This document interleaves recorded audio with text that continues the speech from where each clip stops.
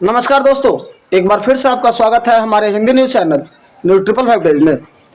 दोस्तों, आपको बताते चलूं कि अब लगभग 500 साल के इंतजार के बाद भारत के सनातन हिंदुओं के आराध्य प्रभु श्री राम अपने मंदिर में आने वाले हैं, अपने स्थान पर आने वाले हैं। दोस्तों, इस घटना का विश्लेषण अगर देखा जाए तो बहुत तरह से किया जा सकता है, लेकिन आने वाले 22 जनवरी को श्री राम मंदिर उद्घाटन को लेकर भी कुछ अटकलें, कुछ विचार और विभिन्न राजनीतिक पार्टियों के अलग अलग विचार सामने आए। जैसा कि आपने देखा कि आरजेडी सुप्रीमो लालू प्रसाद यादव जी के बेटे तेजस्वी यादव जी ने राम मंदिर से बेहतर अच्छे अस्पतालों को बनवाने की नसीहत दे डाली, तो वहीं दूसरी जगह देखा जाए तो अलग अलग साधु संतों के बीच में तथा राम मंदिर न्यास समिति के बीच में भी ठनते हुए नजर आ रही है। और आपने देखा कि पूरी शंकराचार्य ने और बहुत सारे शंकराचार्यों ने उनको राम मंदिर में निर्माण के लिए और राम मंदिर के प्राण प्रतिष्ठा में जो बुलावा दिया गया उसको उन्होंने नज़रअंदाज भी कर दिया और इनकार भी कर दिया। दोस्तों, इसका मुख्य कारण ये है कि हमारी भी हनुमानगढ़ी अयोध्या के बहुत सारे महंतों और संतों से बात हुई और सबने एक सुर में कहा कि प्रभु श्री राम की स्थापना किसी बड़े धर्माचार्य के हाथों से होना चाहिए था, ना कि भारत के प्रधानमंत्री का इसमें कोई रोल होना चाहिए था। इस मामले में राजनीति हो रही है। इसी के साथ साथ हनुमानगढ़ी के संतों ने यह भी कहा कि श्री राम मंदिर ट्रस्ट में चारों अखाड़ों से जुड़ा हुआ एक भी प्रभावी व्यक्ति नहीं है। इस तरह से अगर देखा जाए तो कहीं ना कहीं श्री राम मंदिर निर्माण में चारों अखाड़ों की अनदेखी की गई है।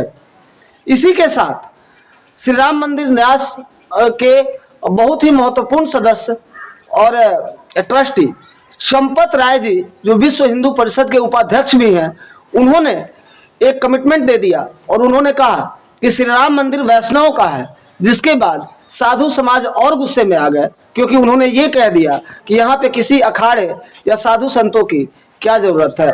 और इस पर हनुमानगढ़ी के संतों ने खरी खोटी सुनाते हुए चंपत राय जी को सीधे भाषा में कहा है कि हमें लगता है कि चंपत राय जी की वहाँ पे कोई ज़रूरत नहीं है। ऐसा कैसे हो सकता है कि हनुमानगढ़ी में प्रभु श्री राम की स्थापना हो और हम चारों साधु संतों को नज़रअंदाज कर दिया जाए। आइए चंपत राय जी को जवाब देते हुए राष्ट्रीय गौ संरक्षक दल के राष्ट्रीय अध्यक्ष बजरंग दास जी महाराज हनुमानगढ़ी अयोध्या से आपके सामने जुड़े हुए हैं। आइए हम सबसे पहले इनको सुनाते हैं और क्या कह रहे हैं ये चंपत राय जी को सुनना चाहिए। राकेश कुमार पांडे की report, news 555 days, Ayodhya bureau. ये जानकारी देना चाहूँगा कि अभी अभी देखने में आया है, बयान में आया है कि चंपत राय ने कहा है कि वैष्णव का स्थान है राम जन्मभूमि, फिर यहाँ सन्यासियों की क्या जरूरत है, शंकराचार्य की क्या आवश्यकता है। तो मैं यह जरूर कहना चाहूँगा कि चंपत राय की यहाँ क्या आवश्यकता है। जो चंपत राय है तो चंपत हूँ यहाँ से, यहाँ इनकी क्या आवश्यकता है।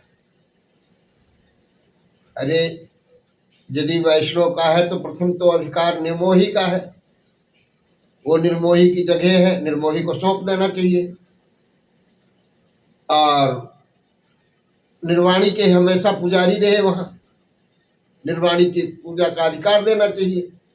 ये अपनी तरफ से पुजारी क्यों नियुक्त कर रहे हैं।